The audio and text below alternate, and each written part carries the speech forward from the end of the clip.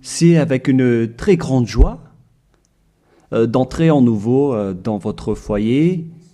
Vous qui nous écoutez, qui nous suivez de temps en temps, cet enseignement qui vous apporte la vie éternelle et le salut, qui vous guide et vous donne de la joie et du bonheur pour tous ceux qui écoutent, car on parle de l'ôtement du péché et que tous ceux qui sont avec Yahushua ne pêchent plus.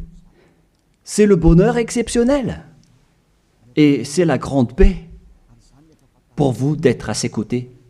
C'est pourquoi on va vous partager cette bonté et aujourd'hui on va parler du sujet de Noël qui est dangereux pour vous. Alors, réfléchissez. Pour vous qui célébrez cela et qui pensent à le faire également, sachez que c'est un pire danger qui vous attend avec cela. Ça va vous faire jeter en enfer si vous continuez encore à le faire. Nous sommes donc arrivés au moment pour avancer à l'enseignement et avec la parole. Tout de suite, nous allons entrer dans le vif de l'enseignement. Concernant Noël, est-ce que l'événement de Noël respecte la loi de Dieu? Est-ce que c'est autorisé de le célébrer ou non? La réponse est directe. À la fois, ce schéma ne suit pas du tout la loi, c'est-à-dire la loi du Dieu d'Abraham, à travers son fils qu'il a envoyé également. C'est-à-dire que vous êtes des transgresseurs de la loi. Comme les diables et les satans, vous êtes dans les mêmes classes. Et après, vous irez en enfer, car les transgresseurs de loi sont des pécheurs, et les pécheurs n'iront jamais au ciel des cieux. Aujourd'hui, donc, nous allons voir toutes ces paroles. Premièrement, c'est interdit par la Sainte Écriture, selon 2 Corinthiens chapitre 5. Et vous pouvez lire directement si vous avez la Sainte Écriture avec vous. Et moi aussi, je vais lire de mon côté parce que nous avons la même Bible. D'ailleurs, moi aussi, j'ai la Bible en application ici, avec le livre 2 Corinthiens, chapitre 5, à partir du verset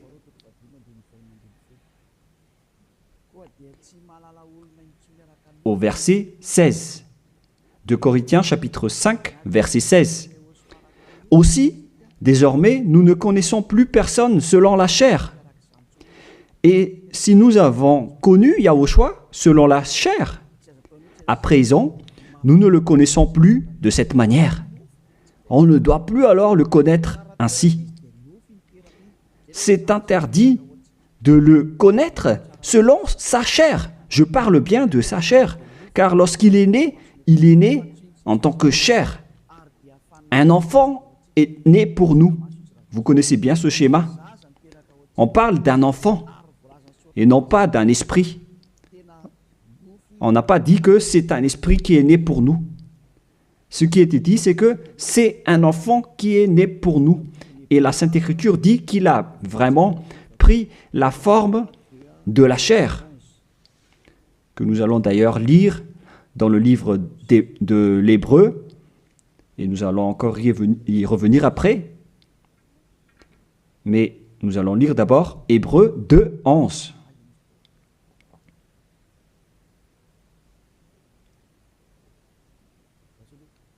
Où il est passé déjà. Attendez un peu. On dirait que ce n'est pas le bon verset, ce qui est écrit ici. Non, c'est Hébreu 2, 14 et non pas 11.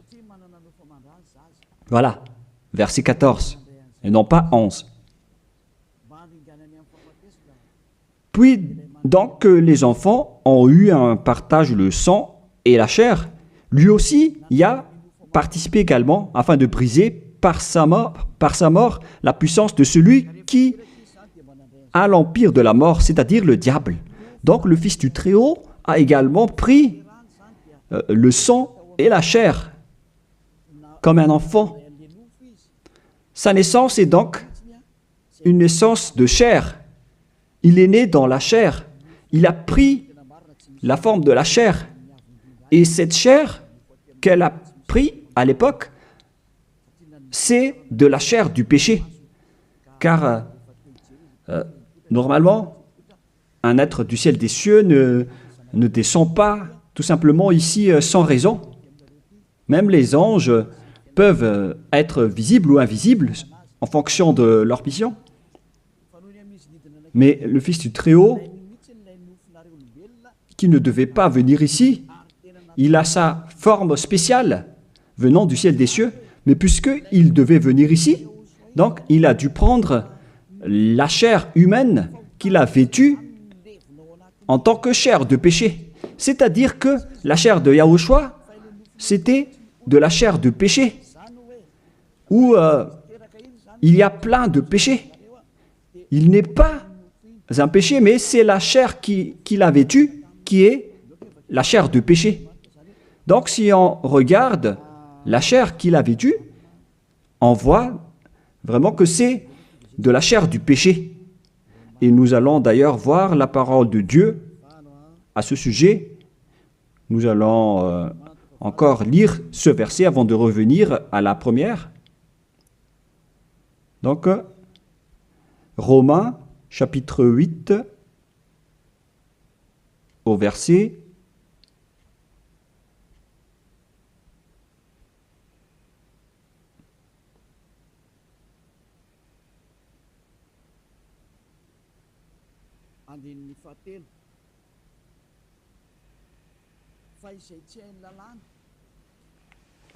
3. Car ce qui était impossible à la loi, parce qu'elle était sans force à cause de la chair, Dieu l'a fait en envoyant pour le péché son propre Fils, dans une chair semblable à celle du péché. Et il a condamné le péché dans la chair. Ici donc, nous voyons bien que Yahushua, le Fils du Très-Haut, sa chair était une chair de péché. Et lors de sa naissance, si vous allez le célébrer, si vous allez célébrer son anniversaire, vous allez célébrer le péché et vous allez glorifier le péché, car il s'agit d'une chair de péché qu'il n'accepte pas du tout. Donc, c'est pourquoi c'est interdit de célébrer Noël, car c'est une célébration de sa chair, qui est une chair de péché, qui est vraiment interdit. Et maintenant, nous allons revenir avec le livre du 2 Corinthiens, chapitre 5, verset 16. Voilà. Ainsi, aussi, désormais, nous ne connaissons plus personne selon la chair. Et si nous avons connu Yahushua selon la chair, à présent, nous ne le connaissons plus de cette manière. C'est devenu interdit de le connaître ainsi. C'est-à-dire que Noël est supprimé. Si vous le célébrez encore, c'est-à-dire que vous êtes avec le diable, alors ne contestez plus. Si c'est une loi, alors c'est une loi. Mais vous avez été trempé par ce Jésus. Et après vous avoir trempé, il cherche le moyen pour manipuler vos esprits. Alors qu'on voit clairement que vous faites n'importe quoi. Vous provoquez la guerre au Dieu d'Abraham. Le Dieu d'Abraham dit que c'est interdit de le faire. Mais lui, il insiste pour le célébrer. Et vous voyez que c'est un envoyé du diable qui vous trompe. Et vous n'êtes pas encore conscient de cela. Quand je dis cela, certains sont en colère. Ces personnes qui vous font célébrer Noël vous jettent en enfer. Ils ne sont pas comme des hommes qui sont fermes, qui ont la fermeté comme moi. Moi, je suis ferme devant la vérité, par exemple. Et moi, j'ai dit, contrez cette vérité si vous osez. Mais personne n'a osé le faire. Ils aiment juste critiquer, mais ils sont dans le tort complètement. Et le salut vient des Juifs Donc, si c'est un Dieu juif, alors il doit porter un nom juif. Et Yahushua a vraiment un nom juif selon Jean 82, qui dit que le salut vient des Juifs. Nous allons lire ce passage, entre parenthèses, avec Jean 4, verset 22.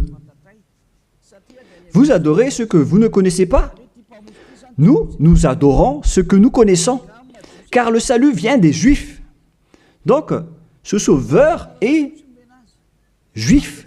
Et en tant que juif, on doit lui donner un nom juif. Et nous voyons ceci dans le livre des apôtres, car il a prononcé son nom, un nom hébreu, en discutant avec l'apôtre Paul. Mais après, les gens ont changé son nom en nom grec, avec Jésus, que nous allons voir après que c'est un nom grec. Donc, tout d'abord, Acte chapitre 26, versets 14 et 15. Nous tombâmes tous par terre, et j'entendis une voix qui me disait, en langue hébreu ou hébraïque, on parle ici de langue hébreu.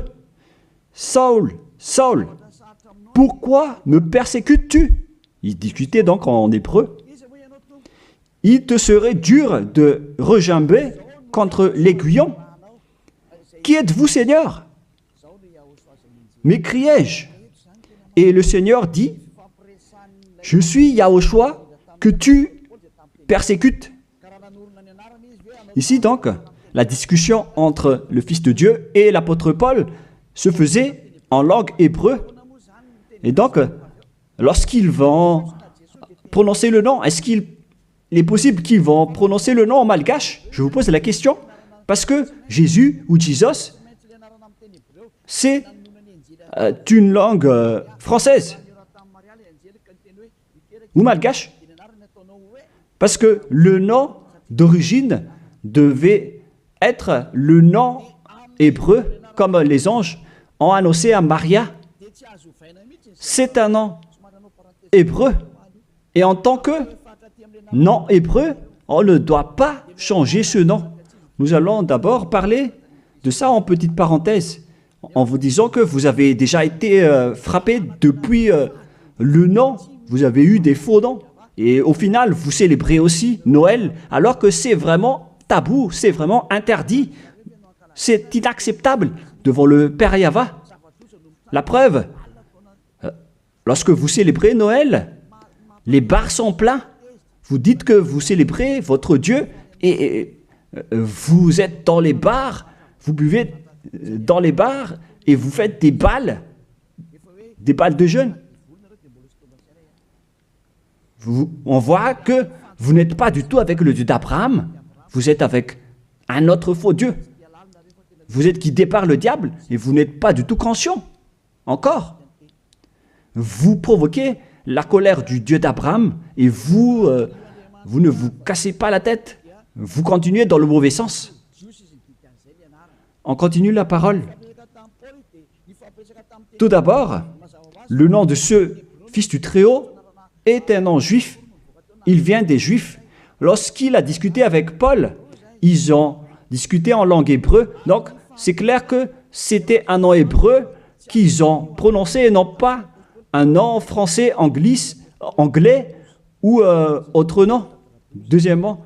Et troisièmement, on ne doit pas changer ce nom selon Actes des Apôtres 4.12. Il ne faut pas changer ce nom. Et vous étiez déjà frappés depuis cette époque. Mais ceux qui font la grosse tête et qui ne se soucient pas, alors tant pis pour eux. Acte 4.12. Et le salut n'est en aucun autre, car il n'y a pas sous le ciel un autre nom qui est donné aux hommes par lequel nous devions être sauvés. C'est à travers ce nom, donc, ce seul nom, qu'on obtient le salut. Et alors que, selon la Sainte Écriture, il n'y a pas d'autre nom, le nom doit être unique alors. Et ça doit être un nom hébreu qui ôte les péchés des gens. Et vous voyez déjà que tous ceux qui sont avec Élia sont ôtés de leurs péchés. C'est clair alors que ce nom, c'est Yahushua. Et il a dit qu'il ne faut plus le connaître selon la chair. Alors qu'au contraire, vous le connaissez selon la chair. Vous transgressez la loi selon, vous pensez selon juste vos réflexions. Alors que c'est vraiment dangereux pour vous, les gens. Est-ce qu'on va suivre vos habitudes, les humains, ou est-ce qu'on va suivre l'habitude du Dieu d'Abraham? La question se pose pour vous. La réponse, vous avez fait ce que vous aimez, et lui aussi, donc, il va aimer vous jeter en enfer. Alors, vous pouvez continuer à faire ce que vous voulez, mais après votre mort, vous irez en enfer. Et les prêtres et les pasteurs ne pourront pas vous sauver. Eux aussi, ils vont être jetés en enfer, tout comme vous, avec le même résultat. Mais pourquoi vous n'écoutez pas cette vérité? Ou bien vous aimez juste critiquer ou contrer? Réfléchissez tous. Vous n'êtes que des humains mortels, alors ne soyez pas fiers de vous. Ne dites pas que vous êtes puissant. En un clin d'œil, vous pouvez redevenir poussière. Et vous allez être jugé par le propriétaire de cette parole, qui est le Dieu d'Abraham. Et c'est ce Noël lui-même qui va vous condamner. Nous allons lire maintenant que ce Jésus, c'est un nom grec. Nous allons lire directement sur Wikipédia. Vous pouvez afficher directement. Nous voyons donc ici que Jésus, en grec, Jésus, voilà. Et ce terme Jésus vient donc d'un terme grec venant du terme Jésus. Et je vais vous enseigner l'origine du terme Jésus, parce qu'il y en a qui traduisent bêtement en disant que c'est Yahushua, Yeshua, qui ne sont que tous des faux noms. Mais selon le nom hébreu, son nom c'est Yahushua. Et vous ne devez jamais, en aucun cas, le changer en Jésus. On ne doit pas exploiter un nom propre comme cela pour dire qu'on va le changer comme ceci, comme cela. C'est le diable qui fait cela. On ne change pas un nom propre. Et je vais entrer en détail sur ce sujet, sur l'origine du nom Jésus, car ici on dit que c'est un nom grec. Où est donc l'origine de ce terme Jésus? Nous allons donc expliquer à travers cet enseignement. Vous pouvez afficher directement. Donc, le nom du Dieu grec, c'est Zeus. Zeus. Et lorsqu'il invoque le nom de Zeus, il l'appelle Sus. Ce Zeus, donc, se lit Sus, en vérité. Et ce Sus, lorsqu'on lui donne du respect à leur Dieu, il rajoute un Yé devant, comme avec les Allemands qui rajoutent un L, comme L Hitler. Le L, c'est un signe de respect. Et ici, donc, pour les Grecs, pour respecter leur Dieu, ils rajoutent un Yé devant le nom, et après, ils écrivent le Jésus, Jésus, que nous avons vu tout à l'heure. Et c'est ce terme Jésus que les catholiques romains ont traduit en Jésus. Jésus. Jésus. Donc c'est devenu un petit Z par là. Et le Jésus s'est transformé en Yes. Yes. Et le Yes s'est transformé en Jésus, etc. Nous allons aussi suivre ce schéma à partir de Jésus. Et ils ont changé le U en J. Pour certains, ils ont changé en J. Voilà. Et ça donne Jésus. Et du coup, ça donne aussi Jésus ou Jesus, c'est-à-dire Jésus. Voilà donc la structuration de ce terme. Ce Dieu-là, alors, c'est bien un Dieu grec. Ça n'a rien à voir avec l'hébreu. Vous voyez que c'est vraiment une grande tromperie que les gens ont fait jusqu'à maintenant. Vous adorez le Dieu grec. Et surtout, avec le sujet du 25 décembre, je vais entrer tout de suite là-dedans, car je veux dire que c'était depuis ce roi diabolique, à l'époque, qu'on a célébré donc cette date du 25 décembre, en célébrant aussi le dieu Zeus olympien, qui a inventé d'ailleurs les Jeux olympiques. Il a inventé les jeux des personnes nues qui se courent après et qui font des luttes. C'est Zeus qui a enseigné cela avec le roi Antiochus Épiphane également. Et donc Zeus était également avec lui. Nous allons donc lire ce passage dans la Bible, dans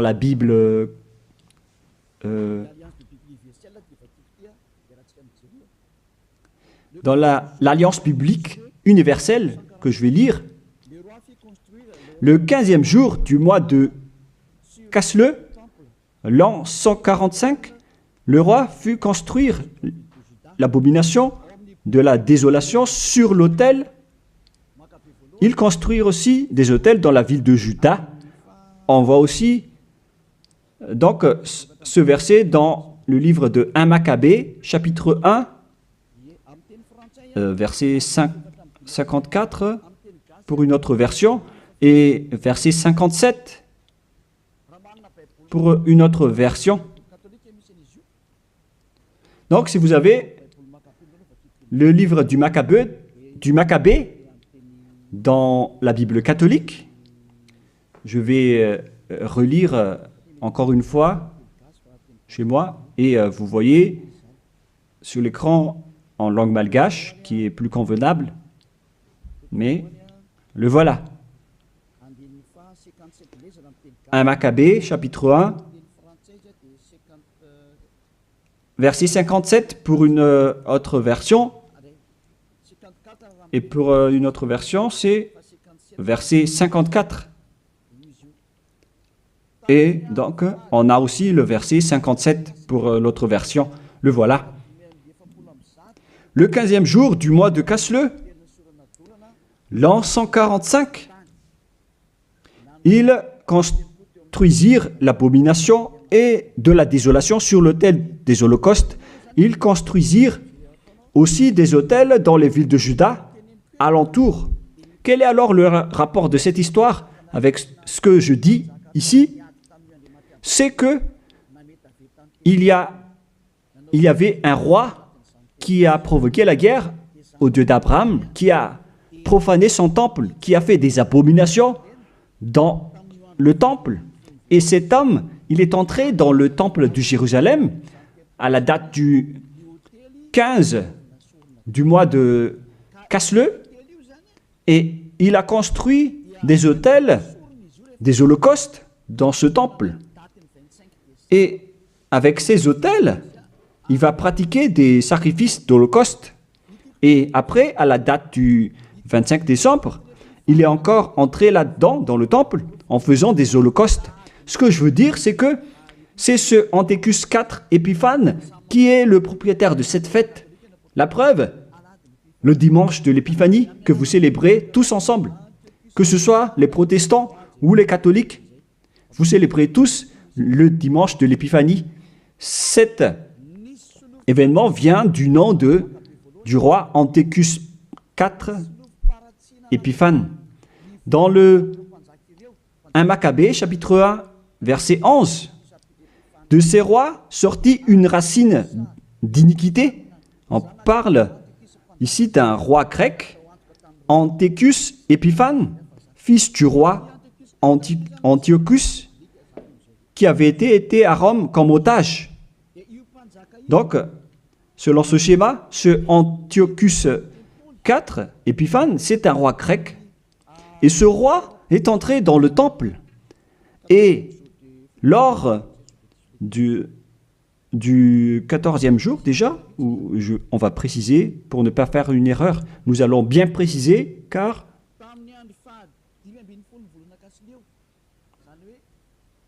le 15e jour du mois de Casleu, c'est-à-dire au 15e jour du mois de Casleu, l'an 145, ils construisirent l'abomination de la désolation sur l'autel des holocaustes.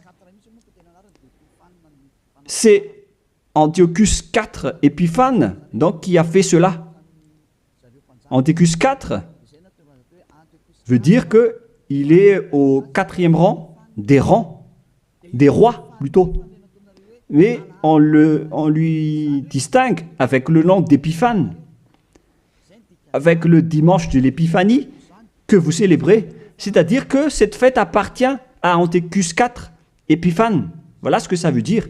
Et nous allons lire un peu après. Et maintenant, le verset d'en bas, verset 62. Le 25 du mois, il offrait un sacrifice sur l'autel qui avait été construit sur l'autel des holocaustes. Donc, le 25 décembre du mois de Casleu, on va préciser ça après, ils sont entrés dans le temple pour faire des abominations, pour faire des holocaustes inappropriés.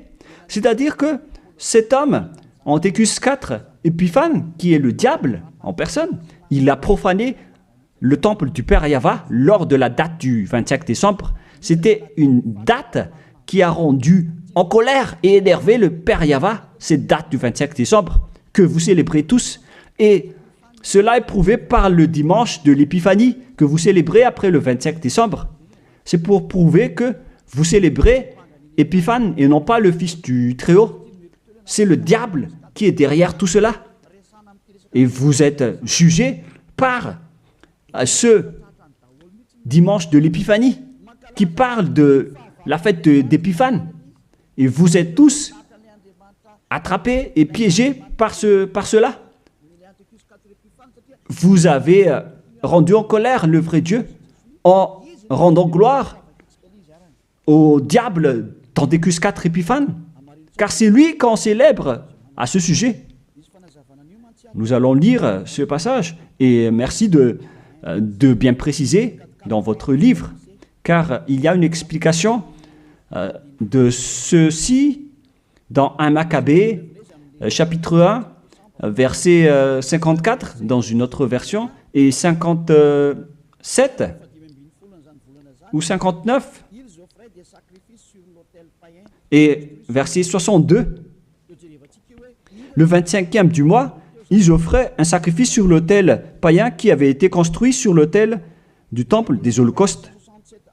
Et nous allons préciser ici, en décembre 167 avant Yahushua, l'heure abominable, c'était l'autel de Zeus Olympien, le dieu grec. Je répète encore une fois,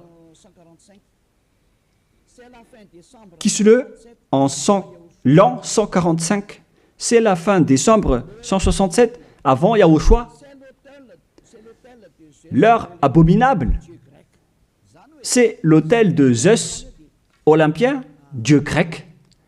C'est ce qu'on veut transmettre ici, donc, c'est que on a vraiment fait entrer le dieu grec dans le temple. Et c'est bien Zeus qu'ils ont fait entrer dedans. C'est ce que je vous ai dit tout à l'heure, que c'est lui qui est appelé aussi Sus, ce dieu grec. C'est vraiment Jesus. Et vous aussi, vous l'appelez Zeus ou Jésus. Ça vient du terme Jesus. Et on vous a manipulé aussi avec l'événement du 25 décembre. C'est Antiochus IV que vous vénérez. Donc, votre Dieu, c'est le Dieu d'Antiochus IV Épiphane, et non pas le Dieu, le Fils du Très-Haut. Vous avez été manipulé et trompé par Jésus. On le voit tous ensemble ici. En même temps, vous avez transgressé la Sainte Écriture et la loi. Et vous avez aussi donc adoré le Dieu de Antiochus IV Épiphanes. On parle ici de la Bible de l'Alliance universelle qui l'explique bien en détail. Et ce sont les théologiens internationaux qui ont écrit cette Bible. Tous les religieux le connaissent, y compris le pape catholique romain. Tous les chefs religieux connaissent aussi ce livre, car c'est un livre international que personne ne peut contester. Et c'est ça ce qui était écrit là-dedans. Ce n'est pas aujourd'hui que on le voit, mais ça, c'était depuis bien longtemps hein, que ça a été écrit là-dedans. Ce qui veut dire, alors qu'ils ont fait de l'abomination, de la profanation dans le temple de Jérusalem lors de la date du 25 décembre. Et maintenant, nous allons voir que cette date du 25 décembre était le jour où Antiochus IV a profané le temple, tout en célébrant également son anniversaire, en profanant le temple de Jérusalem et en provoquant la colère du Père Yahva. Et c'était lors de la date du 25 décembre. Nous allons également lire la parole concernée à ce sujet. Vous pouvez aussi suivre. Le 25e jour du mois, c'était le jour de chaque mois où l'on fêtait la naissance du roi. Je répète encore une fois, le 25e jour du mois, que j'ai déjà dit tout à l'heure, dans le verset 59 ou 62, c'était le jour où chaque mois on fêtait la naissance du roi. Ça veut dire que la date du 25 décembre, c'est la date de célébration de l'anniversaire de naissance de Antiochus IV Épiphanes. Et j'ai failli oublier de vous dire que le mois de Casle veut dire vers la fin de décembre 167. Le mois de Casle et le mois de décembre sont donc vraiment similaires. Et donc, ils sont entrés le 15 décembre dans le temple.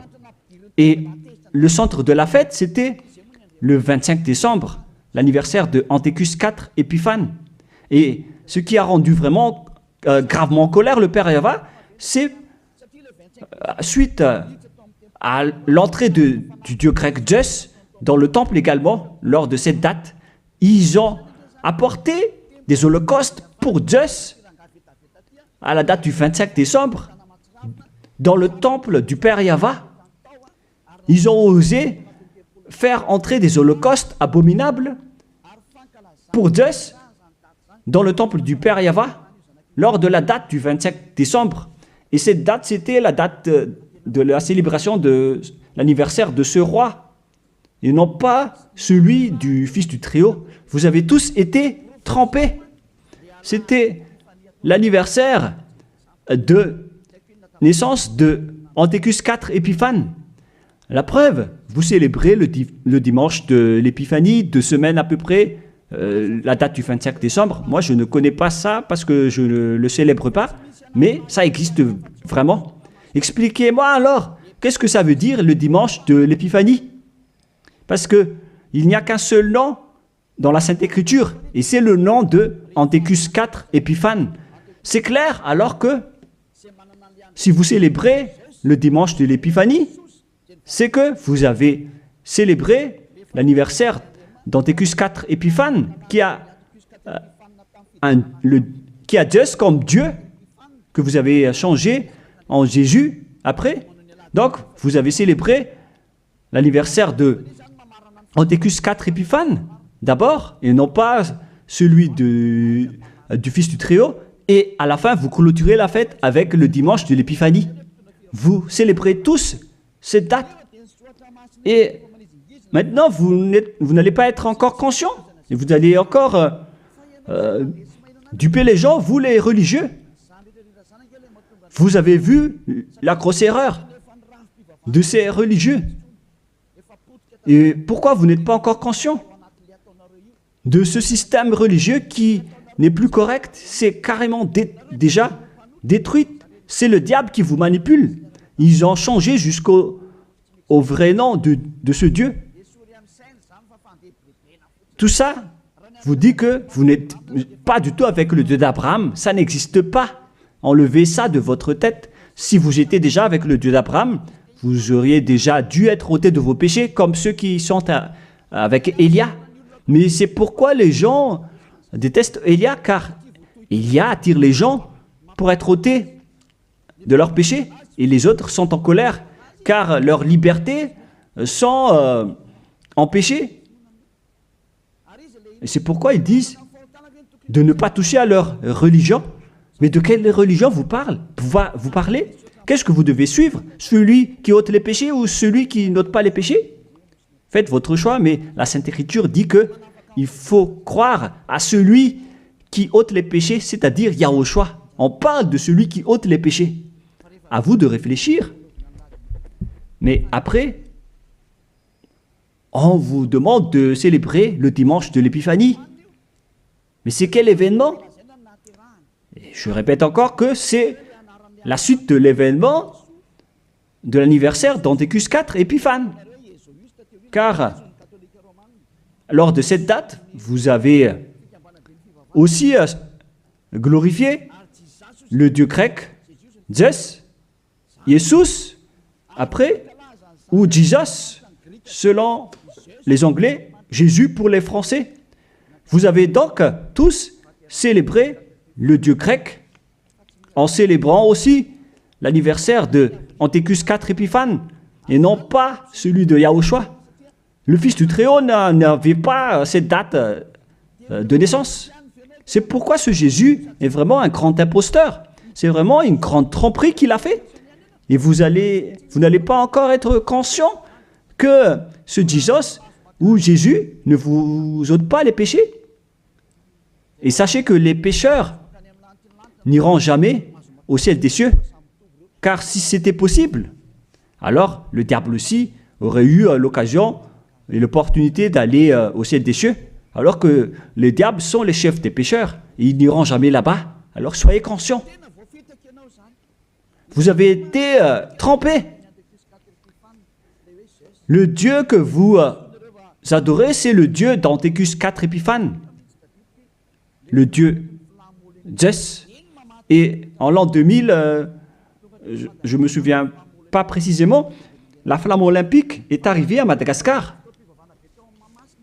Cette flamme a d'ailleurs déjà fait le tour du monde et vous avez fait une grande culte religieuse sur le terrain de Mahamasne à l'époque pour glorifier et honorer cette flamme, alors que c'est la flamme de Zeus qu'on a pris en Grèce.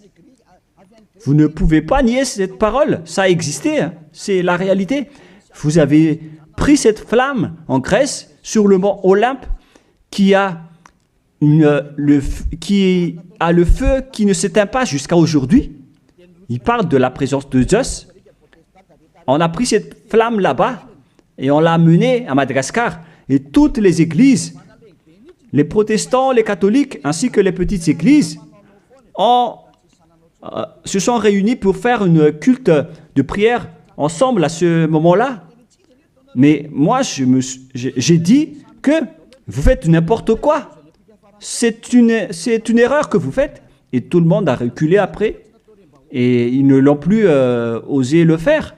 Peut-être qu'ils l'ont refait, mais ils l'ont fait discrètement. Parce qu'ils connaissent déjà que l'ambassadeur de Yahushua va encore se lever pour blâmer et pour critiquer.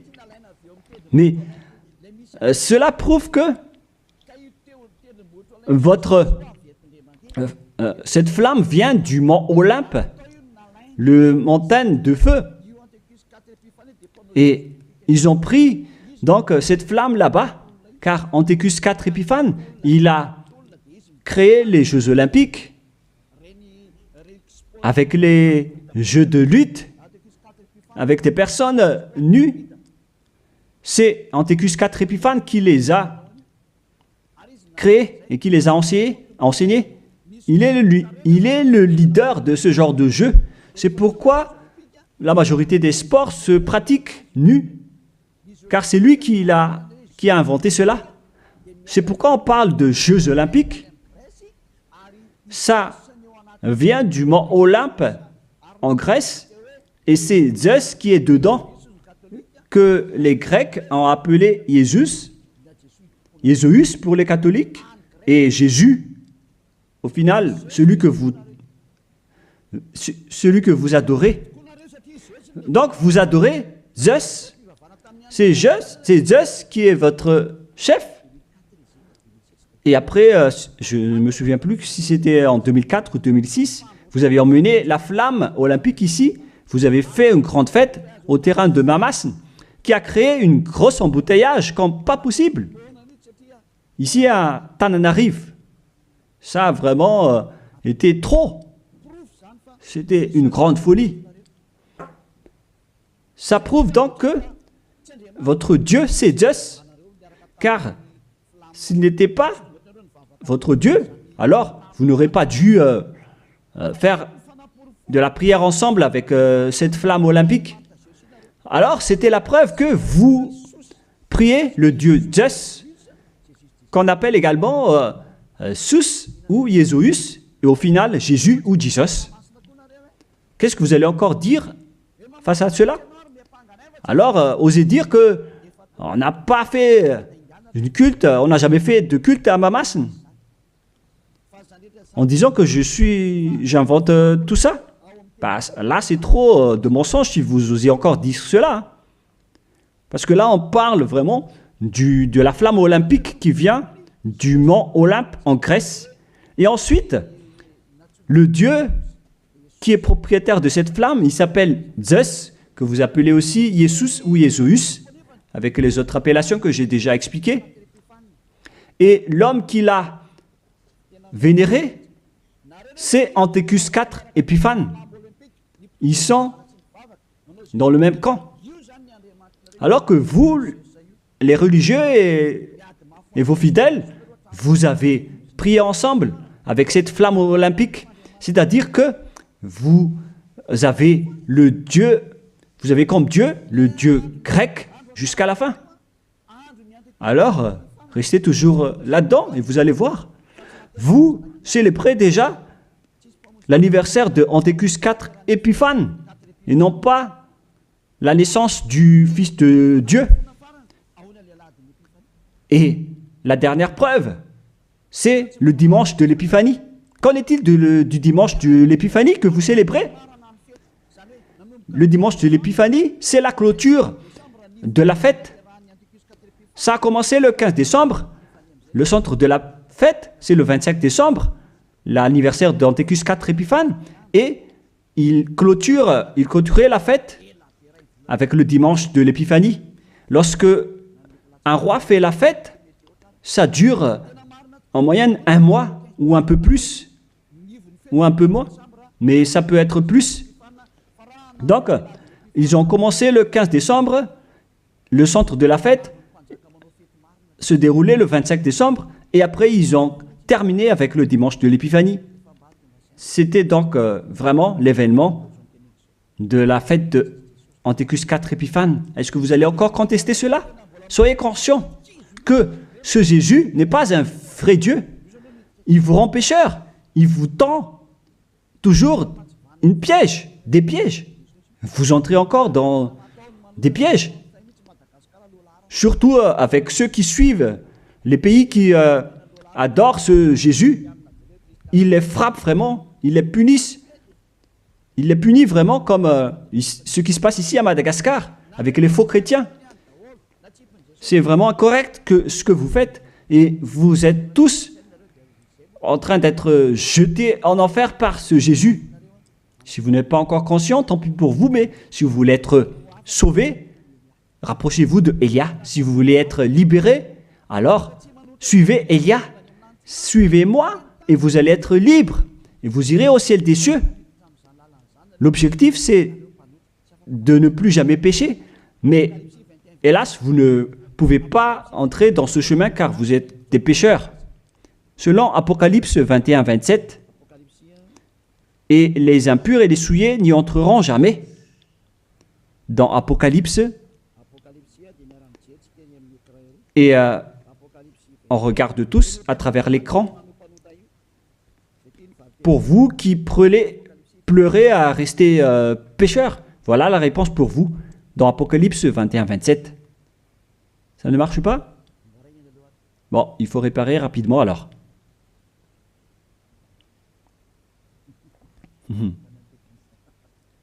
On a vu la main du technicien, c'est pas grave parce qu'il travaille. Apocalypse 21-27. Et il n'y entrera rien de souillé. Voilà ce qui est dit dans votre Bible. Donc, les pécheurs n'iront jamais au ciel des cieux. Vous vous trompez d'adresse. Vous avez un faux espoir. Vous avez vraiment été frappé par ce faux Dieu, par votre faux Dieu qui n'est qu'un imposteur. Si c'était un vrai Dieu, il aurait déjà dû vous ôter de vos péchés. Mais voilà, il vous a trompé. Voilà, vous ne pouvez plus répondre avec le dimanche de l'Épiphanie. Qui vous a fait célébrer cette date? Pourquoi vous l'avez célébrée? Vous l'avez célébrée pour vous enchaîner en ce moment. Car là, le dimanche de l'Épiphanie clôture la fête du roi. Et donc, vous avez célébré la fête du roi. On vous attrape par ceci. Vous dites que le 25 décembre, c'est la date de naissance de Jésus, alors que vous adorez Zeus, le dieu grec, le dieu d'Anthécus 4 Épiphanes, et en même temps, vous célébrez l'anniversaire d'Anthécus 4 Épiphanes, tout en adorant le dieu Zeus olympien. Je vais terminer ma parole, et les techniciens ont fini la réparation. Vous pouvez afficher maintenant. Apocalypse 21-27. Et il n'y entrera rien de souillé, aucun artisan d'abomination et de mensonge, mais ceux-là seulement qui sont inscrits dans le livre de la vie de l'agneau, c'est-à-dire les personnes qui ne sont pas des menteurs, des personnes parfaites qui ne font plus aucun mal, qui ne pêchent point. Ce sont eux qui iront au ciel des cieux. Mais vous, qui êtes abominables, qui ne se soucient pas de cette parole, vous pouvez continuer ce que vous faites, mais ne soyez pas morts. Si vous avez la grosse tête, ne soyez pas morts. Mais ce qui est ridicule, c'est que lorsque vous êtes malade, vous êtes obligé de chercher un médecin. Mais où est passée votre puissance ou votre force? Si vous cherchez un médecin, lorsque vous êtes malade, c'est-à-dire que vous êtes faible. Alors ne faites plus ça. Pourquoi chercher encore à mettre des obstacles à ce royaume de Yahushua qui vous prêche la liberté et l'affranchissement? Mais vous êtes inconscient de provoquer la guerre au Créateur. Si vous êtes conscient, alors rapprochez-vous et inscrivez-vous dans le baptême qui aura lieu le 8 mars prochain pour le dernier baptême, et ça va être terminé après. Vous pouvez encore faire des baptêmes avec les religieux qui sont pécheurs, mais lorsque les pécheurs baptisent d'autres pécheurs, le résultat c'est encore un pire pécheur. Un pire pécheur. Alors, soyez conscients. Nous allons donc lire pour terminer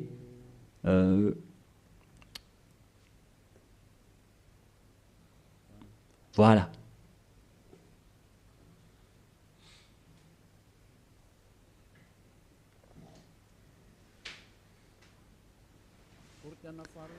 De Corinthiens,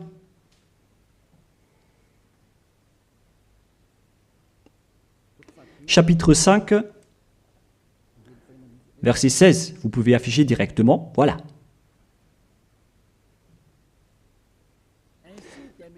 Ainsi, dès maintenant, aussi désormais, ça fait depuis cette époque qu'on a précisé que ce désormais, mais ça continue jusqu'à aujourd'hui, nous ne connaissons plus personne selon la chair. Et si nous avons connu Yahushua selon la chair, Parce qu'il était né en tant que personne charnelle. Maintenant, nous ne le connaissons plus de cette manière, à présent. La chair est supprimée car c'était une chair de péché. Selon ce que je vous ai enseigné dans Romains 8.3, on parle de chair de péché. Donc, si vous allez célébrer cela avec sa naissance, vous allez donc célébrer du péché. Voilà donc la loi. C'est devenu une interdiction totale pour ceux qui servent le Dieu d'Abraham. Comme moi, Élia, je sers le Dieu d'Abraham. Vous l'appelez Dieu d'Abraham, vous les humains, mais pour nous, c'est le Dieu du ciel des cieux. Il s'appelle Yahva, notre cher Père. Lorsque vous le servez, vous ne devez plus entrer dans ce schéma. Vous dégagez directement, vous vous rapprochez de Élia et vous inscrivez votre nom dans le baptême rapidement pour éviter la mort, au cas où vous allez mourir après. Mais les gens qui font du cinéma, qui font juste semblant d'être avec le Dieu d'Abraham, si vous n'êtes pas avec le Dieu d'Abraham, vous n'allez pas être avec Élia. Mais ce sont seulement qui veulent être avec le Dieu d'Abraham et qui ne veulent plus jamais pécher, qui vont être avec Élia. Et je vais vous ramener au ciel des cieux. Voilà la fin de ma parole. Soyez conscients. Bref, ceux qui célèbrent Noël vont être en guerre avec le Dieu d'Abraham et vont aussi être en guerre avec Yahushua, le fils du Très-Haut, qui a dit « ne péchez plus ». Et ceux qui célèbrent Noël vont être en guerre avec ce Dieu d'Abraham qui a dit « je ne donnerai point ma gloire aux autres et ne souillez pas mon nom ». C'est dans Ésaïe 48:11 que nous allons d'ailleurs lire. Sa gloire ne doit plus être donnée aux autres faux dieux. Si vous utilisez encore cette parole de Dieu, si vous voulez servir le Dieu d'Abraham, alors il ne faut plus faire du n'importe quoi. Il faut suivre ses paroles. Lorsqu'il dit que c'est interdit, alors ne faites plus la grosse tête. Et si ceux qui insistent à vous dire le contraire, c'est-à-dire, sachez qu'ils vont vous jeter en enfer. Alors ne soyez plus manipulés comme les enfants. Vous êtes maintenant matures, vous êtes des adultes, vous avez la conscience. Sachez que c'est de l'amour pour vous sauver. On dévoile donc le mal que font ces faux dieux. Alors, face à cet amour, soyez conscients maintenant. Soyez conscients. Dans Ésaïe 48:11, il est dit qu'il ne faut plus prier les faux dieux. C'est interdit par la loi. C'est pour l'amour de moi que je le fais. Car comment mon nom serait-il profané? Je ne donnerai pas ma gloire à un autre. Pourquoi donc le Seigneur Yahushua, le Fils du Très-Haut ici, pourquoi il dit qu'il ne faut pas célébrer la chair du péché? Et la Sainte Écriture dit aussi que le 25 décembre, c'est la date de naissance du roi diabolique et non pas celui du Fils du Très-Haut. Voilà ce que le Fils du Très-Haut a dit. Et pourquoi vous insistez encore à faire le contraire? Mais qu'est-ce que vous cherchez, vous les religieux qui sont des sorciers? Et aussi, vous qui acceptez d'être menés dans le tort. Mais qu'est-ce que vous cherchez? Vous voulez vraiment provoquer la guerre à ce Dieu d'Abraham? Vous l'avez déjà fait, alors vous pouvez continuer. Mais pour ceux qui sont conscients qu'on ne peut pas le combattre, ce Dieu d'Abraham, alors dégagez de là et venez ici. Rapprochez-vous de Élia et suivez Élia. Voilà ce que vous devez faire. Il faut suivre Élia. Il va nous ramener au ciel des cieux, chez le Dieu d'Abraham. Il va nous ramener là-bas. Mais il faut d'abord être ôté des péchés pour y intégrer. Et on a réussi cela. C'est le pouvoir que Yahushua a donné à Élia. Alors suivez-moi. Nous irons chez le vrai Sauveur, Yahushua, celui qui a vraiment été crucifié. Allons-y maintenant. Prenez une décision et ne tuez plus votre esprit. Votre esprit est très triste car après votre mort, vous allez redevenir poussière. Mais votre esprit va être en souffrance. Vous voyez, lorsque vous faites du mal, vous réfléchissez après, vous stressez en appelant Dieu, en disant « Mais qu'est-ce que j'ai fait, mon Dieu ?» Mais puisque vous avez déjà commis le mal, le diable va aussi venir vous blâmer. Et après, vous vous déprimez, vous êtes au bord du suicide et vous faites encore plus de mal. Voilà ce que font ces diables. Ils vous encouragent à faire du mal. N'acceptez plus cela. Retournez-vous vers Yahushua. Ma parole se termine. Rapprochez-vous de Yahushua. N'entrez plus dans ce mauvais sens et dans cette folie. Tant pis pour ceux qui veulent combattre le Dieu d'Abraham. Laissez-les écouter les propos des diables.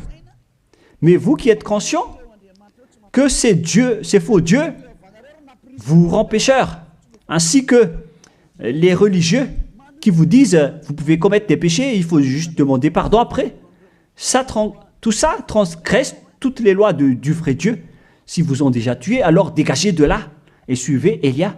Je peux vous prendre avec la main pleine de joie si vous cherchez vraiment le vrai Dieu, il est vraiment merveilleux. Ma parole se termine, que Yahushua vous bénisse et à la prochaine, prions ensemble.